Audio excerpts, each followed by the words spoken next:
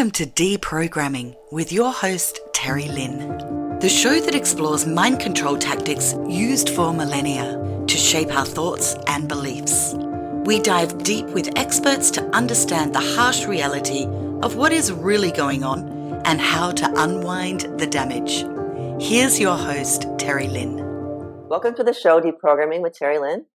Today I have my friend Roula, who's with us. She's going to share some insightful thoughts with us. Welcome, Roula, to the show. Thank you. Really exciting to be here with you tonight. Thanks. So, Roula, we want to know who you are. Who is Roula? Roula is the name. And a couple of years ago, I've been given the nickname Roula the Ruler. And I made out of it Roula the Ruler in her own universe. I was born in the Netherlands, in the city of Utrecht. My parents are from Greek origin. When I was 3 months baby, I've been brought to my grandparents in a village in the northern part of Greece, and I lived there together with my brother. When I was 5, I got reunited with my parents, and at the age of 7, we moved to a city close by to the village. And I stayed there until the age of 20. And when I was 20, I came back to the place where I was born. And I've been living here for the last 30 years. So that's let's say the leap of faith for a better future that brought me to a 30-year of stay in the country of the Netherlands. And I often say that so far my life has been a book that can give the thrill and the chill.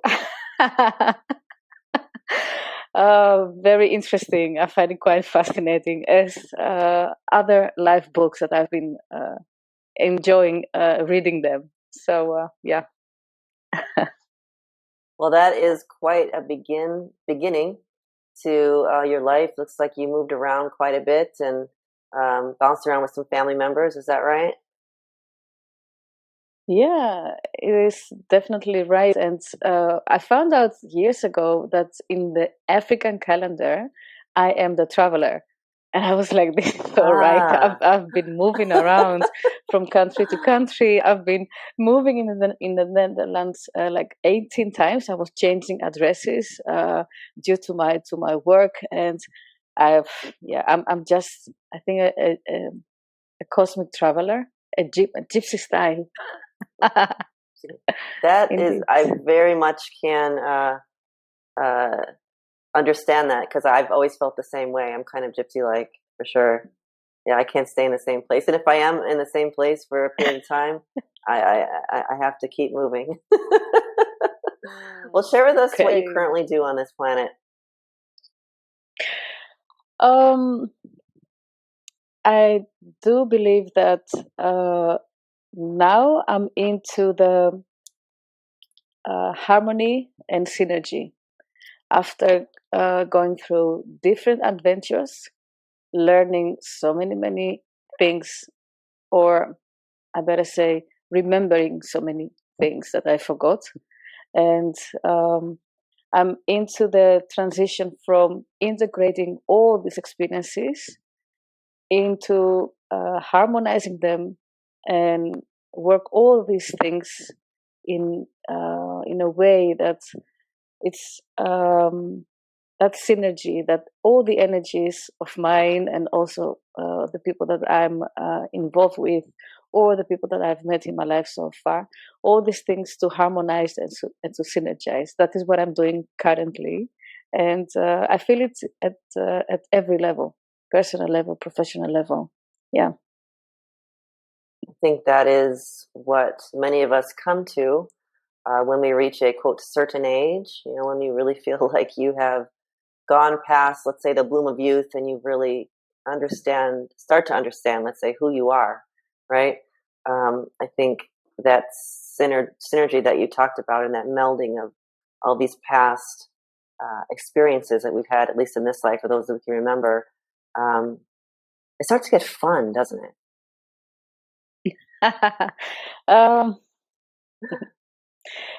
To be No? honest, I didn't have any idea what it is uh, to feel fun, and now I do.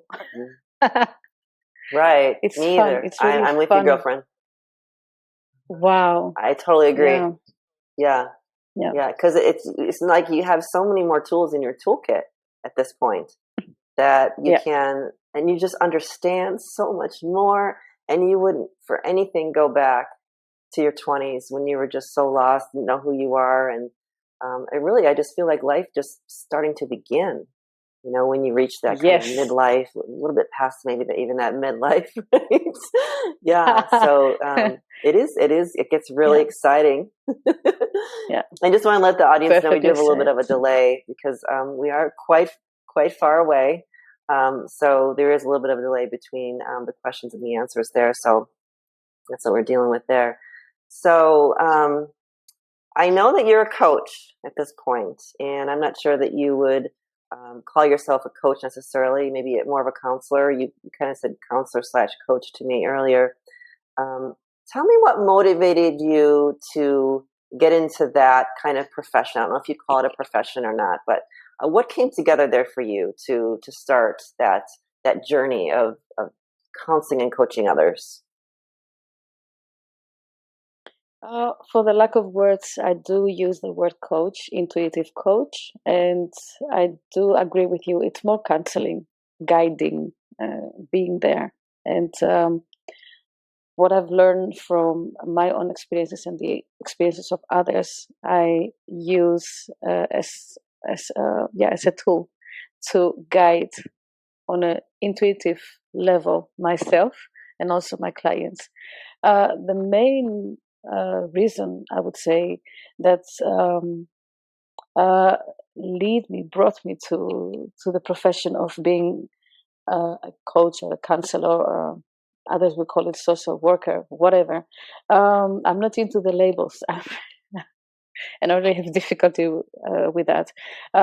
Is that from a very young age, I felt that strong connection with nature and humans, but I couldn't explain it. I just had no idea what it was.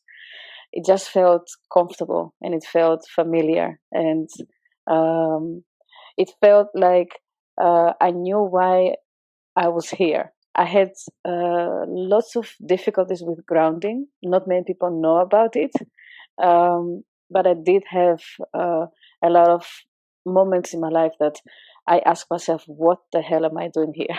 What is this?" Um, but the connection that I had with nature from a very young age and with other people is what brought me to um, have the desire to understand what was going on around me, and especially to understand people. I find people very fascinating. The human anatomy I find fascinating, and I remember finding myself defending those who couldn't defend themselves. And due to different experiences on different levels, uh, the desire even to use it as a profession and not just to connect or to use it for my own self-development just became bigger and bigger by the day. Yeah, and here we are. Here we are. And I think that's where the magic comes in, is when we start to use what we love and what we're feeling just embodies us with our quote professions, because that's how we can share our gifts to the world and everyone that we choose to do that with, right? So I honor you for that, because um, that is a beautiful journey, where you take your own experiences and you learn from them and you begin to share that with others. And no doubt people are just um, very comfortable with you and are able to come to you with their concerns. And it's a beautiful profession to be in. It's a helping profession is what we call it. Um, Now, I know that you've had, I'm sure that you've had more than what we've talked about, actually, some very interesting experiences with others and their stories. And this program, the series that I'm doing now, the show is called Deprogramming, and we're really looking at programs that we all, to some extent, are engulfed in. And with your childhood and the things that you've come to know, tell me about some of the programs that you feel were running for you. Because we've had some discussions, you and I, recently, and if you can just touch on that a little bit, the things that you have recognized, because you've mentioned that you've recognized some of these things that you've needed to learn, and as far as the programs go, and just what was kind of fueling the things that you had to try to perhaps learn differently, from what was trying to be pushed in on you. If you can talk about that a little bit. Yeah. Before I do so, I want to not just compliment you, but really honor you for doing what you're doing. Even the title that you chose for your program, Deprogramming, it's really, I take my hat off. There are so many people that talk about all these programs, and I'm constantly looking for those who would love also to talk about ways or solutions, how to really be able to deprogram ourselves. And I really appreciate what you're doing. I'm grateful that I'm one of your guests, and yeah, really amazing. And I wish you all the best of luck in what you're doing. That's very sweet. Thank you. You're welcome. What I do remember, what I would love to share is that from a very young age, you go through different experiences. You just do not have the vocabulary to characterize them. You don't know what it's called. You just do stuff. And when the younger you are, the more authentic you are, until the first experience that just take you out of your center, let's say. And then you start to not understanding processes. And what happened is that I felt really, really strong the connection between me, nature, and people. Everything was going really smooth until the moment that the first form of, for example, of violence that I experienced in my life, and I just didn't know what to think of it. I didn't understand it. I had no idea. Or the first time that I felt that I've been manipulated, but I had no idea how to navigate. I really didn't have a clue. Or the first time that I felt that I reach out for help. I ask for help, and not only it's not being given, but I felt that I've been thrown back to the den of lions, and I had to find ways to navigate, to survive.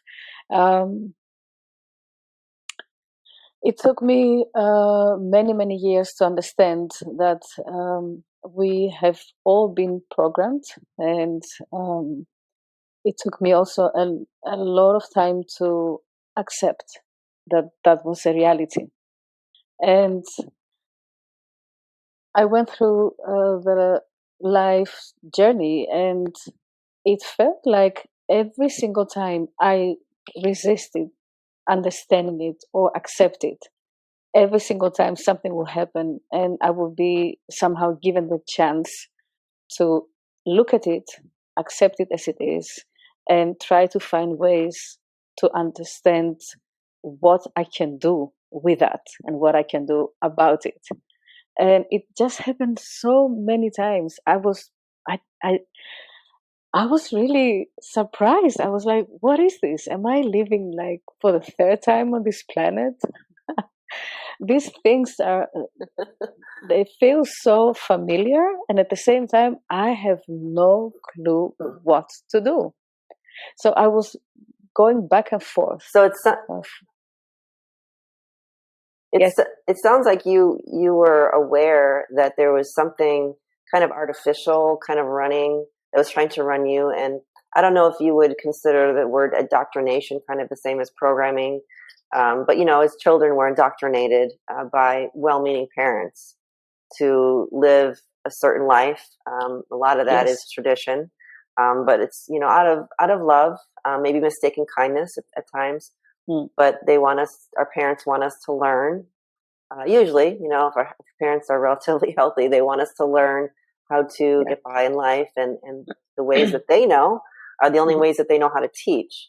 And we can expand that to beyond our parents, to our extended family members, or even people, friends, and then keep expanding that. People are running the same programs that they've been indoctrinated with. So we've got this cycle of everyone kind of just running the same programs that kind of work for them, in a way, at least they think that it does, unless they've learned differently. And so it sounds to me like with your story, you're telling me that you kind of sense that there was some kind of an indoctrination happening, in the sense that you were kind of almost like from the outside looking in into your behavior, into your actions, and saying, look at this, like, look at what's happening here. And it doesn't feel right because I'm so connected to nature and to people from an innocent type of standpoint, let's say, that and then it's navigating through that and starting probably slowly, I would guess, or you can tell me if I'm wrong in your case, starting slowly to start to understand, whoa, wait a minute, that's not right. There's something going on there. And I know this because of, let's call it intuition, maybe in your case, with these other things that I'm connected to, which are pure and innocent. And so it sounds like you started to really recognize some of the patterns that were being instilled in you and indoctrinated, I guess, into you. And we call them programs today. Tell me some experiences that maybe as you got older that helped you to really see these things for what they are.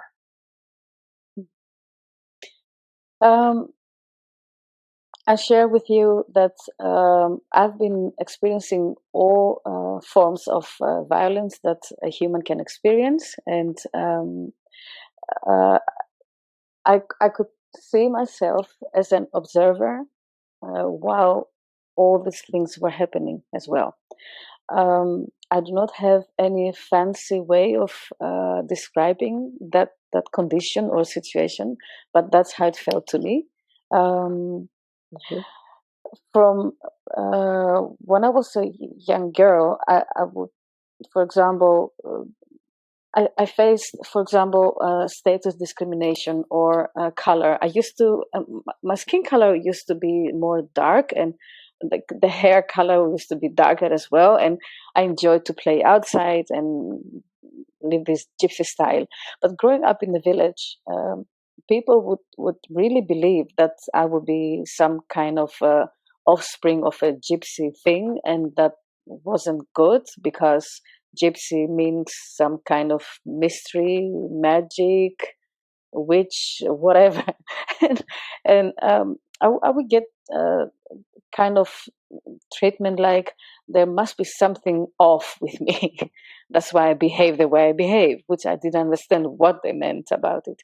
That went on and on and on. When I wanted, for example, to become a singer, was my dream, and I've been told not to sing out loud because what if the world will hear you singing and they will think, oh, well, she's just a singer.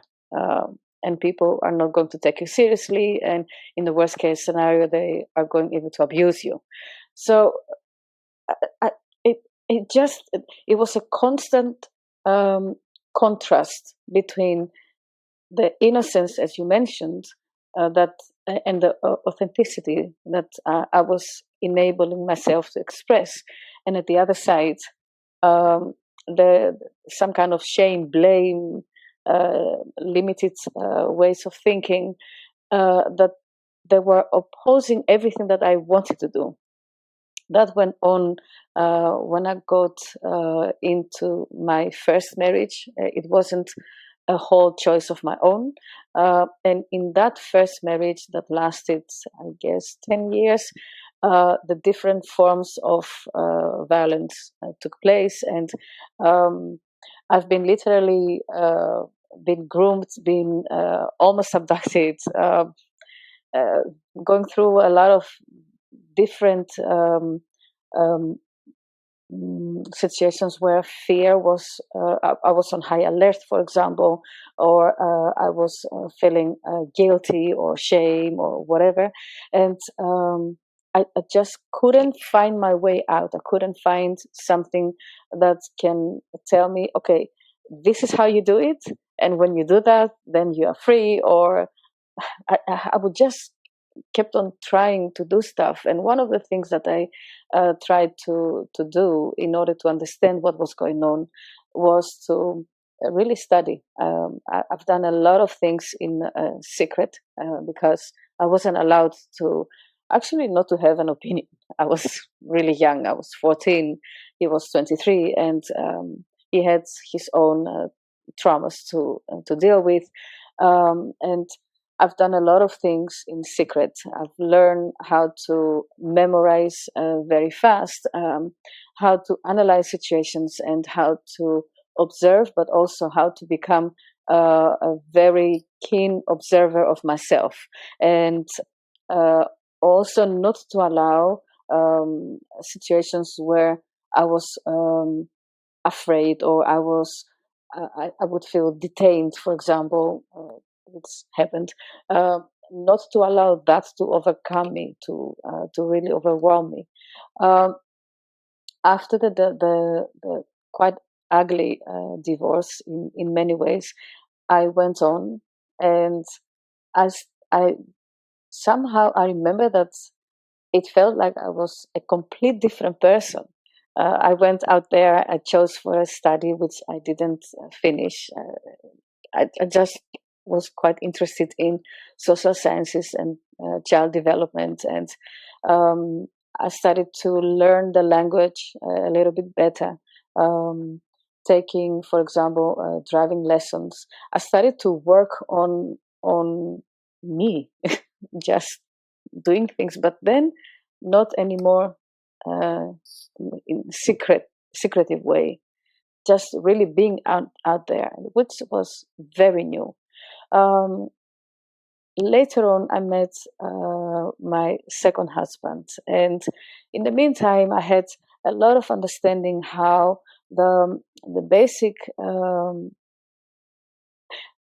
how this thing really works. What is this program?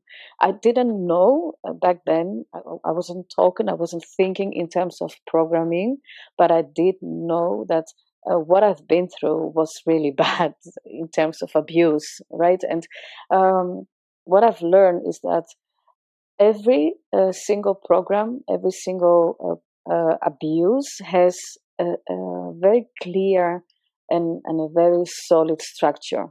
And it's based on fear, manipulation, and shame and blame. So anything, either, for example, just an example, organized religion, right? Or the kind of training that we get from our parents or our caregivers, the kind of parenting that we do to ourselves, as long as we understand, as much as we understand ourselves. All those things, they have a very clear structure. And I see that also in the current programming in others as well, but also on a global level. And it's all based in fear, shame and blame, and manipulation. Uh, what I realized is that when I was in my second marriage, um I was I knew that I was dealing with someone who has been severely traumatized by his own parents, who were practicing satanic rituals, and he literally had to run away in order to save his life and not to be the last to be sacrificed, so his parents can have a higher ranking in their own clan. What I realized going through that experience is that throughout the years and before I met my second husband, I've learned so many things. I've been self-taught. I've learned to ask the questions that I had when I was afraid and I didn't understand. I learned how to go really and research. I've learned how to look at that thing, whatever that thing is, and accept it as it is without making any other stories in my mind. And I've learned how to see through it and work with whatever I have in my hand to help me. And later on, I implemented the same in my way of doing the coaching or the counseling. I still believe how you do one thing is how you do everything. So the way I've dealt with my own challenges, my own traumas, my own healing process is exactly what I implemented in my relation, for example, with my second husband, and now also in my relation with my clients, for example. And I think that would be a clear example. I don't know if that will be something. Yeah. Thank you. Yes. Yes. Oh my goodness. So, so am I to understand? So were you married at 14? Did I catch that right? I met him when I was 14 and he was 23. And the question was, if you want to continue with him, a choice needs to be made. You get engaged. Later on, you're going to be married. If you are not going to do that, it means that there is no relation. So I was in love and I said, yeah, let's just go for it. Let's just go for the whole deal. Yeah. Little I knew,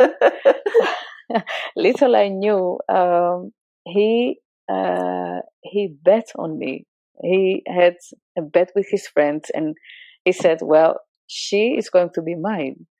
And I didn't know. I had no idea. And that was the very first time when I've heard about it. And he spoke quite proudly about it. For the very first time, I felt like, like an object. And I still couldn't have even the understanding and the strength to say that. Like, wow. Yeah. So that reminds me of some religions that take very seriously their dating protocols, you know, and so it sounds very similar to actually what I was in my adult life anyway, what I was indoctrinated with. And so that's why I wanted to clear that up with you, or just ask that question, because you were still a child at 14, you know, so you were still in that childhood kind of mind frame, and your brain wasn't even done developing for another, you know, almost 10 years. So you were still in a very highly suggestive type mindset, right, where you could be molded and indoctrinated. And so I would guess your first husband, as was my first husband, actually, I was married when I was 18, was kind of finishing that process of indoctrinating, you know, me and you, or just, you know, the experiences in our lives. So that's pretty critical that you were, you know, kind of forced in a way to make that choice at 14 because of the culture that you were raised in there. And so I know I just wanted to make sure that I understood that's what happened there. And then it sounds like when that ended, that's when you really, and you were older, you know, you said about 10 years, I think. So yeah, that would bring you to, you know, finally when you're kind of, you know, physically or biologically more of an adult, finished growing, to the point that you could say, whoa, what just happened here? And start to kind of rewind some of that and do some healing, or at least start the healing process maybe, and just try to work through some of those experiences. So that was a lot of information there. I'm trying to gather it all. What I did notice was there seemed to be 3 phases or there is 3 phases. And maybe this is pretty common with everyone, but your experiences growing up, and of course, we've just mentioned, you've talked about in depth your experiences and how they were affected quite a bit by the culture that you were raised in, and the indoctrination was real. And then how you were able to bring those childhood experiences, maybe after your first marriage, right around there, maybe you started to do that with now having an adult view, looking back and saying, oh, I remember this, that, and started to put it all together. But now you have a more mature mind frame and able to understand it differently. And then also recognizing what survival tactics you had as a child and say, okay, I did this because of this. I did this thing because of that. And so now I'm still doing these things, and it's still a program that's kind of running, and I'm still kind of playing the same cards, even though I may not need those cards in my current situation. So that's, I think, the discovery phase, really, where we start to, if we're aware, and I know you are and were, and then bringing that all together as now we're mature, you and I are mature women, together to counsel others. And that's what you've chosen to do. So to bring that kind of full circle, weaving that whole thread of the childhood, the adult experiences of healing, your past, and then expanding that awareness now outside your own little circle to others who you choose to bring into your circle. Is that accurate? That's very accurate. I think it's true when they say it takes one to know one. So we have a lot of things in common, Terry. It does take one to know one. Yeah. Very accurate. Yeah. Awesome. And so now, have you had any professional, no, that's not the right word. Have you had any higher educational training, let's say, for the work that you're doing now? I think I know the answer to that, but I just want to make sure. Being self-taught like you, I do believe that I have the highest education that is available, and that is from the University of Life. And that combined with really intuition, dare to believe, dare to trust that intuition. When it comes to schooling, yes, I did have, I've been going to school, and when I was in the Netherlands, I decided to do a self-study at the Open University for social sciences, there we go again, and child development psychology. But I just found it out to me it was very boring, and it was completely disconnected from reality. And even though I got really high remarks, and I said to my professor, I'm going to stop. I really appreciate it, and I'm out of here. And he almost freaked out. He said, what is wrong with you? You can become a renowned psychologist or whatever. And I was like, yeah, right, whatever. Good. Thank you, but no thanks. And what I've done, I just threw myself into every single class of that University of Life, and it has been rewarding ever since. And I haven't been graduated, and I have no plans of graduating from this university. So yeah. I love it. So, wow. So you did start that process. Okay. Yeah. I think there's pros and cons to both. There's pros and cons to having what they call a higher education, or having the higher education that you speak of, and that I had a little bit of schooling too. So I think we're kind of in the same boat. A little bit of schooling, meaning through the secular kind of world, what they call higher education. But then the higher education that kind of we were talking about there, there's definitely pros and cons to that. I think mostly pros for sure. But, I think maybe in a way, and so one of the pros in the higher education of life is that maybe the ones that are self-educated and actually do end up to be educated, they get that because it's just this inner desire, whatever it is that motivates them, inner desire to to keep moving ahead and keep learning, and maybe there's a certain subject or subjects that they go with.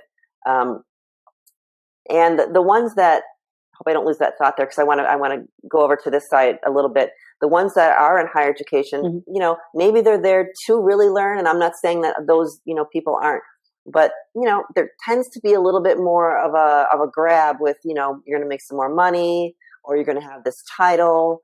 The ones that go with the real higher education, let's call it, they're not interested in that. They're just like, what can I learn? What can I absorb? And who can I help, or how can I improve myself, kind of a thing. And so my point being with all of this is that I wonder if those self-educated people with this higher education aren't a little bit farther ahead, maybe because they started farther ahead with just their goals, but a little farther ahead because they're not indoctrinated with this other higher education. Because let's face it, the medical system is run by the Rockefellers, for instance. These schools of thought aren't necessarily for the people's best interest. And I'm not saying that there aren't pearls of wisdom there and the great people don't come from those schools. I'm not saying that. We're talking about generalities, right? And so maybe, the way that we've just kind of fallen into, I was never interested in higher education either. I went to tech school just to get a skill set, which I have and I've been using. But I loved psychology and I loved sociology but psychology was like, I got an A, I got like 100%. It was like ridiculous what my scores were. I just loved that part of it. And so, I guess I'm just wondering, so that programming there, that indoctrination, that still happens, after you are of a more mature age, you can still get caught up in that and never really do that self-exploration that you started doing as a young child, right? Do you agree with that? 100%. I know that if I would have or if I would have pushed myself going through that program, I wouldn't reach to the level of understanding pieces of myself and life in general to the same extent as I do now. I'm 100% sure about it. I do find it. I remember that at school, after 15 minutes, I was like, okay, I'm done. Okay, let's do something. And this whole blah, blah, blah theory, I could get really agitated. And in the end, I would do some kind of nasty things so they can ask me to just go out of the classroom. And I would go like, yeah, it worked because it was so boring. Not you!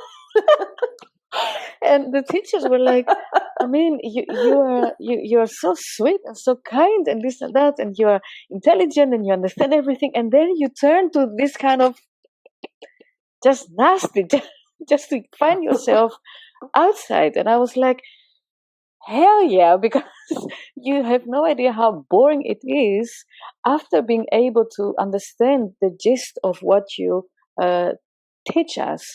That after that, I'm saturated. I just need to go and play. That's it. And I need to put it in practice. So what happened to me and to us is that we got the practice first, and later on we have been served the theory like, it's called like that. Oh wow, that's the name for it, really. And this is what excites me even more, to find out that, for example, creative visualization, I had no clue that thing was called like that. I was doing stuff. I was wishing to have that, and I was imagine it, and I would smell it, and I would taste it, and then boom, that thing is in front of me. Like I needed a warm jacket, and I didn't have a lot of money, and this and that, and I was like, oh, and it would be nice, and it would be that color, and it would be warm and fuzzy, and I find it within 5 minutes. I mean, and I didn't stop to think that this is how really things work in real life. Later on, you hear some kind of a fancy guru talking about creative visualization. Or I followed, for example, the series of Kevin Trudeau that says, your wish is your command.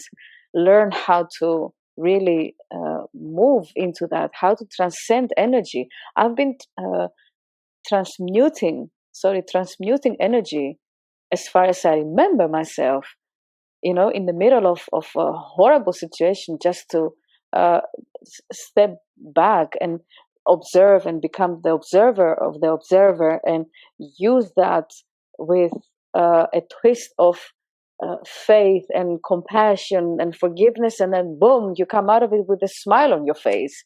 And I didn't know that this thing was called transmuting the energy. And then I read the book The Alchemist from Paulo Coelho, or about the Warrior of the Light, and I was like, oh wow, that's super cool. I started to find myself cool when I started to connect the dots, that first I've done the practice and then I got the theory.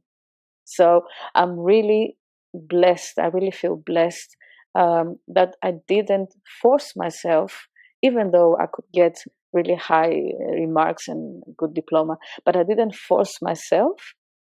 I didn't find it necessary to force myself to go to higher education, and I'm very proud of it, without talking down to people that made that choice. It just, for me, it doesn't work like that. I need the practice, I need the inner journey in order to understand the theory and really walk out there what I already lived inside of me. So yeah, I think you might relate to that. Yeah, absolutely. I'm glad you reiterated that point and how that journey is just different, because the higher educational system definitely, like I said, does have its positives, its pros, and those that went that route, and then were able to get their own. And I'm going to encapsulate what you said by saying critical thinking, and get it that way. That's okay. But I think there are some subjects in those higher education programs that kind of teach critical thinking, kind of. Yeah. I haven't been through those schools, but I know enough to know that it's possibly not the critical thinking that we're talking about. So I think your way I can sum up what you just said is that we can naturally develop our own critical thinking skills so that we can more easily see the bigger picture, if we're not so indoctrinated, or so I'll use me as an example. I was just a kind of like a little obstinate as a kid. And so I didn't let anyone tell me what to do or to think, or and that is hell on earth for parents that don't understand that. And it would be very hard for me as a young parent as well. Now I know better, but but it's kind of maybe those personalities that can really run with this, because I just learned to really think for myself. And that didn't always glean the best results, trust me. But usually when I look back, the times that I didn't think for myself, the times that I let others put thoughts into my own head, were times when it went bad. Because I think I remember a time when I was extremely intuitive, and things didn't feel right in the world for the most part, actually. And then I got into this time period that was pretty long, that I thought that no, the way I'm thinking must be wrong. I have to go against that, and mold my thinking, change it. And that was not the right thing to do. At least it wasn't the right thing to do for me. And it didn't glean the best results for me either. So I think you didn't have to go through that testing ground like I did, but you had the critical thinking skills from a child because you were so connected to nature. And I was too. I was connected to animals. Nature, I think too, I was always very attracted to the indigenous nations and tribes, very much. I used to have one of my whole walls was decorated with these plastic Indian dolls that I would get when I would go traveling. I just loved the Indian native cultures. And it was strange. I'm like, why am I this white girl in this white body? Because I don't feel like it. It's not who I am. And it was just to that extent. So I think I was too. You and I have a lot in common, actually. So if you don't mind, let's talk about, I want to know from your standpoint, let me get your point of view, at least on this, as far as just the programs or the indoctrination programs that you feel were running for you from the time that you were maybe a child, and how it kind of weaved through, and maybe how those changed for you. What were some of those that you saw running, maybe even just not in yourself, maybe in your husband's as well? Mm-hmm. And I know that you're not, you don't tend to name things. I understand that, but maybe you can try to give us a picture of what some of those programs and maybe what they might be called today.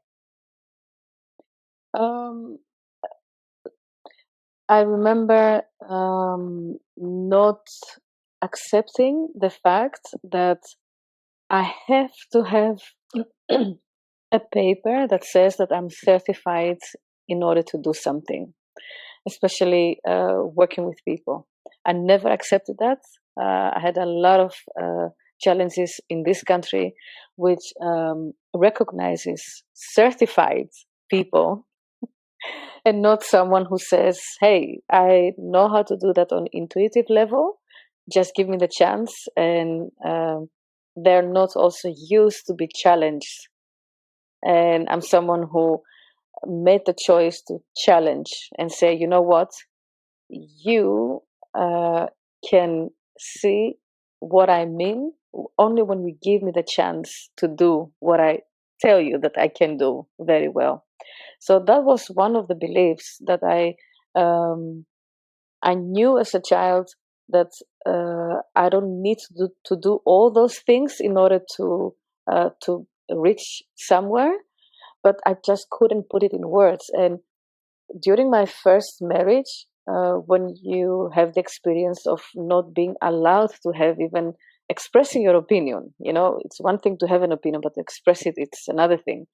And by doing so, you know that the person will be agitated, you can get punished, you can get restricted, and then more restrictions come. So in that phase, I used to believe that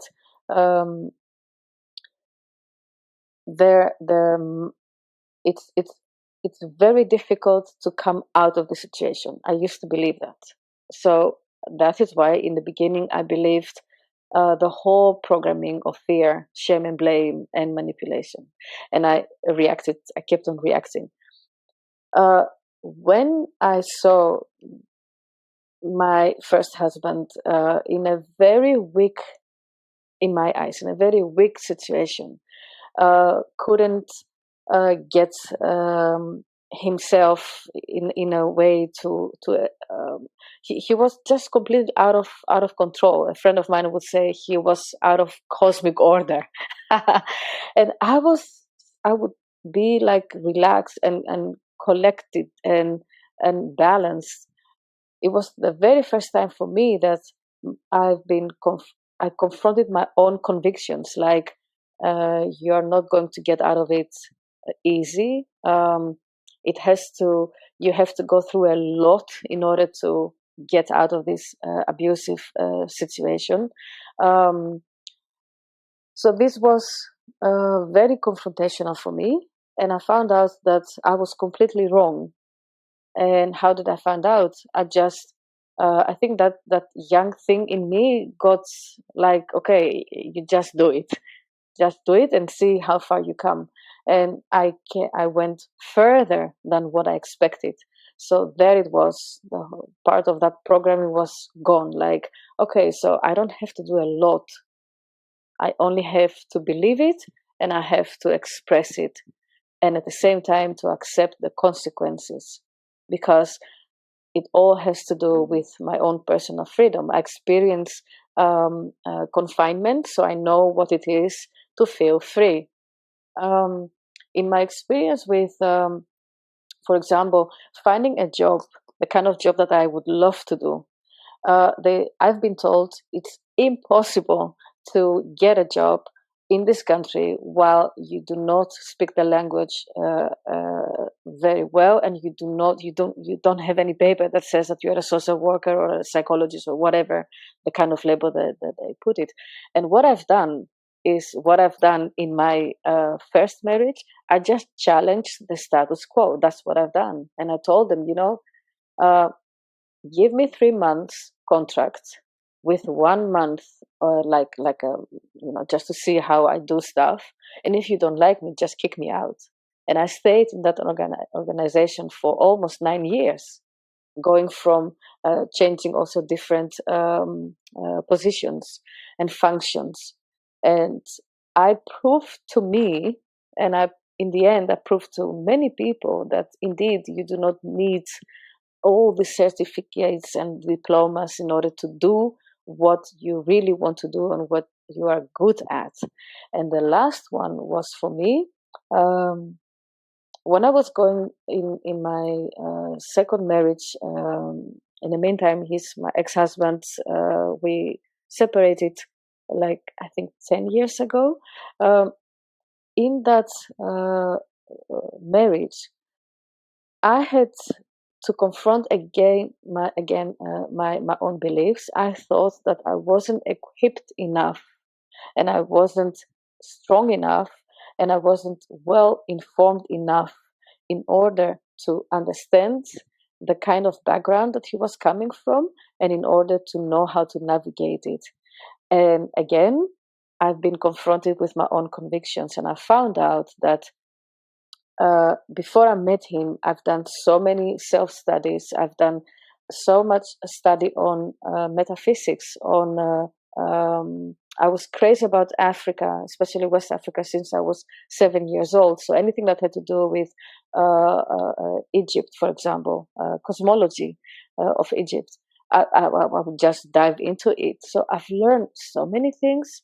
And when I found out that all that I've learned that far, I can use in order to understand that this satanic ritual thing is so real and it's happening, and it has a huge effect on him, and of course also on me, but mostly on him. And how to navigate that, it was like, just staying 1 more year in the class of the University of Life. that's what it was, and that is what made me say in the beginning, I'm not willing to graduate, because once you graduate, I mean, the fun is done. It's finished. So I think these 3 examples might be something. Yeah. I wrote some notes down when you were talking, and one of the things I loved what you said was, you had a 3 parts to this, but the one that stuck out to me is believe it. Believe what you're starting to form. I forget what you said, but your own self. But really, what it comes down to is trust yourself. Yeah. And I think that's where we go wrong. We don't trust ourselves. Yeah. We're so wanting the validation and recognition and the okay from our society, whatever our culture is made up of. And we don't think for ourselves. I can think for myself very, very nicely, very easily. But I remember the time when I was being indoctrinated to not do that. And I was so unhappy because what I was born knowing how to do, and so strong with my first almost 20 years of my life, was what made sense to me. And I think the message is that we do have to trust ourselves, and to not keep looking outside of ourselves for answers, because we have the answers. Yes. And we're going to get there, and we're on a journey. Yeah. Trust your inner engineering. Trust your own hardware and software. Trust that it's there. It's all there. And every time you do that, you honor the essence of your soul. That is what I feel. And I learned that the words that we say to ourselves and the pictures that we make in our mind really define our trauma and drama and or our healing.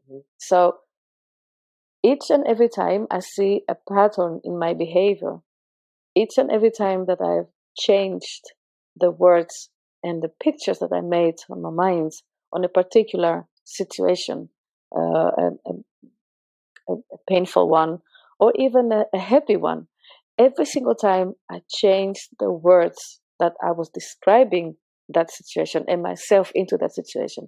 And every time I was changing the pictures that I made in my mind, every single time I will feel more and more liberated and lighter.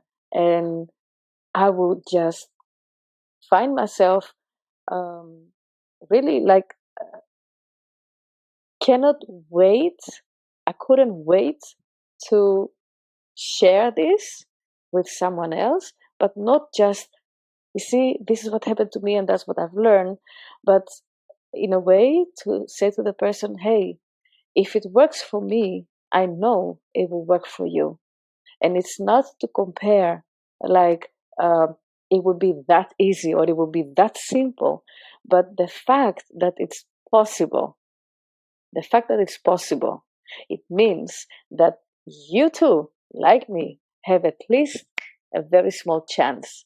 You know, what if you take that step, that leap of faith, and you start to change the words and the pictures in your mind, and see how that works for you in terms of liberation and personal leadership, and in the end, really living the one you are becoming, not the one that you made of you or others made of you. And I kept on challenging myself, and I've done the same with my clients. I challenge you. I challenge you to prove me wrong. Just go and prove me wrong. And I will never forget. It was a very pivotal moment in my life that um, I felt again that what the hell am I doing here? I do this and I get a slap on my face. I mean, what is this?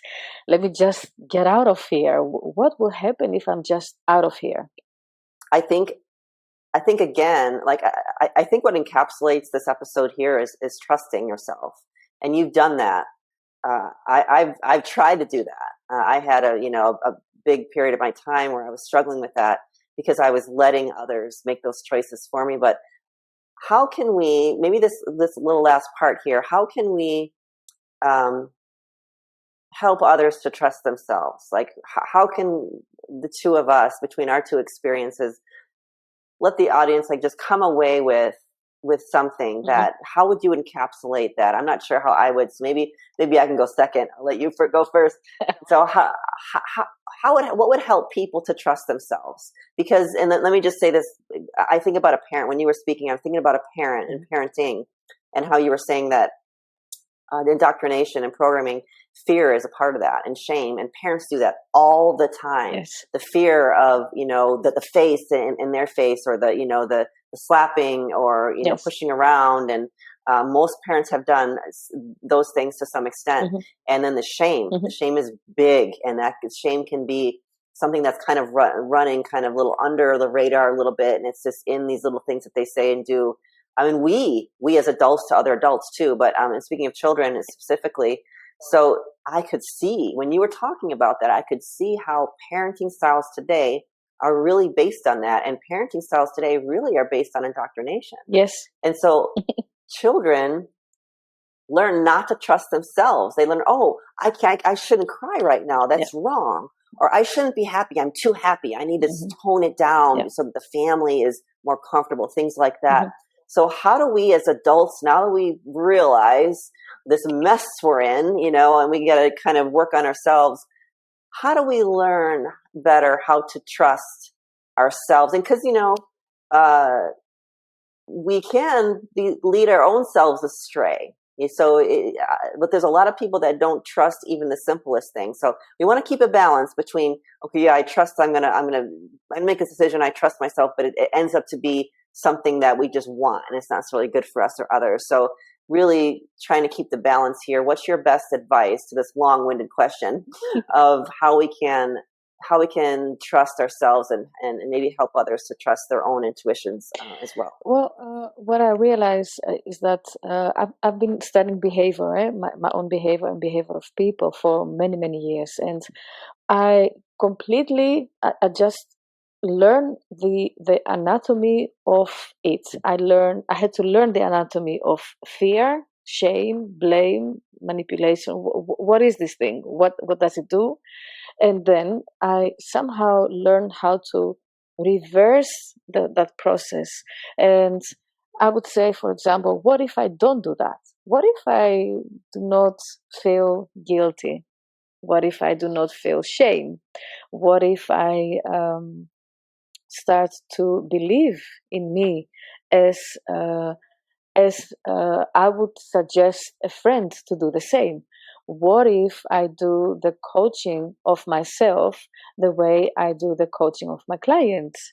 What if I really believe and trust, and what if I give chance to vulnerability? What if I do that? What if I just go out there and say, you know what? I actually have no clue what I'm doing, but somehow it feels good. And what if I trust that I have no control of the situation, and I have no control of the outcome, and it's all good? What if I just trust it? Just give it a try. Just give it a try. We enjoy, humans enjoy to experiment. They enjoy the adventure, the mystery. We enjoy that. To some people live their daily lives like that. They just enjoy it so much. They want to experiment on everything. Just experiment. Remember when you were a child, when you wanted to play, you weren't sitting and thinking, oh yeah, I need to play. No, you were like, okay, I'm going to play.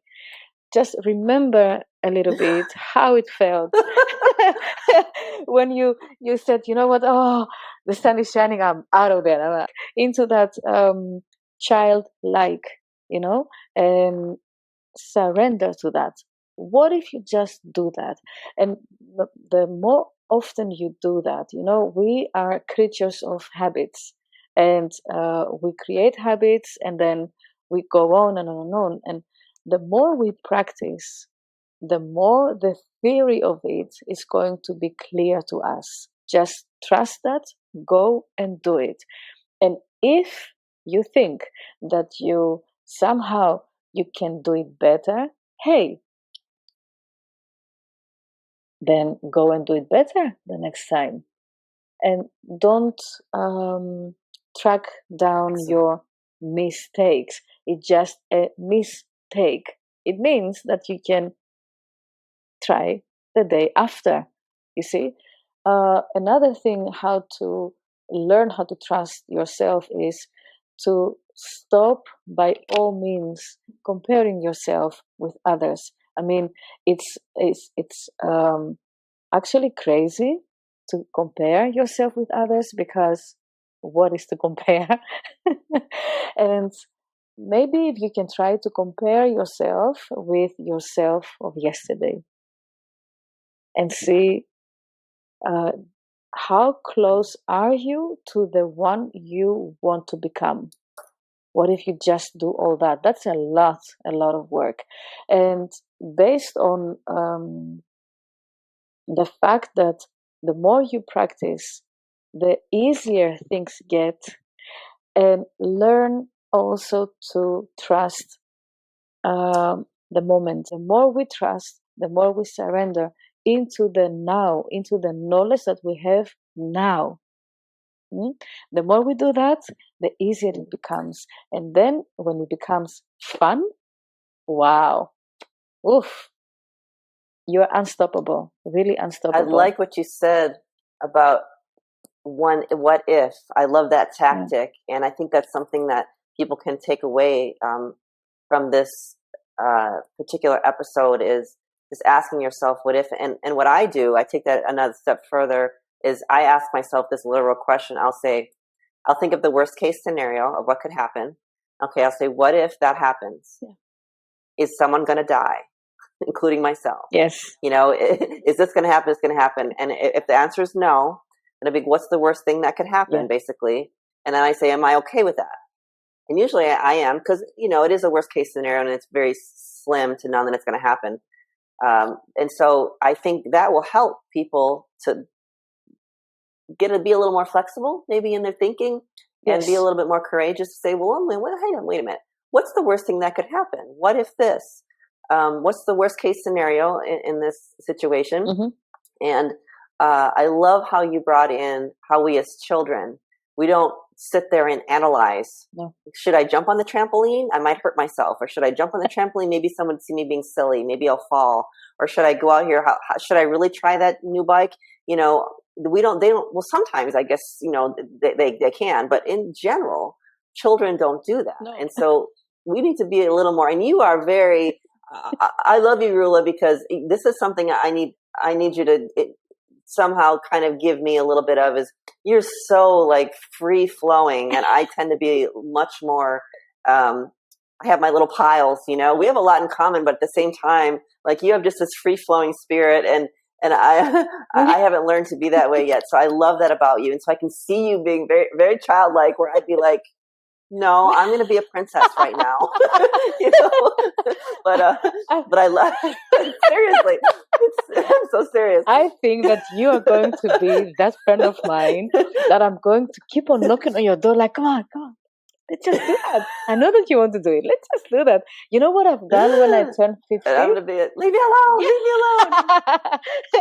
What if when I turned 50, that was last year, there is a very high building in Amsterdam, and they have a swing on the top floor. So I went there and I just started to swing on that thing. I felt like I was on the top of the world, and I was like, what an achievement. And I was just swinging for less than 1 minute. But what I realized is that every single time that you dare to reverse that thing. We've been through shame and blame. Okay, what if I would just continue to sing? Yeah, and what if the neighbor hears me? And what if the neighbor thinks, okay, she's singing, no. So what? So what? And what if I just go on? And what if I become the best singer that sings so false? I mean, people are laughing, and in the end, it becomes a comedy. Learn. What if it works out? Yeah. What if I'm successful? What if it actually works out? I mean, think of that too. Compare yourself to what you want to be. I love that. I do that myself. Yeah. I don't compare myself to others usually. I mean, as a woman, I suppose sometimes I do, but I don't play team sports well, and so I just, I know what I want. No. So I know what I want of myself, and that's what I keep comparing myself to. And I think that's maybe a good tactic, Yeah. But we are going to have to wrap it up today. And you've been so helpful. This has been a great discussion. Is there anything, I always like to give my guests one last chance to say something maybe you didn't get a chance to say. Is there anything else you wanted to bring into our discussion before we end? Remember you. Remember you. Remember who you are. Know yourself. Remember who you are. That's all. Excellent. I can't say it any better than that. Thank you so much for the time that you spent with me today, Roula. I really appreciate it, and I know that others are going to glean a lot from you and appreciate you as well. That would be great if they can get something that can help them in many, many more ways than it helped me or even you. And I'm honored. Thank you for the invitation. I really appreciate it. And I wish you again all the best with your program. Thank you so much. You've been listening to Deprogramming with host Terry Lynn. To connect to Terry or to check out our other shows, head to lifesource.global. And don't forget, hit the like, subscribe and share buttons. This show has been brought to you by Source Light Productions.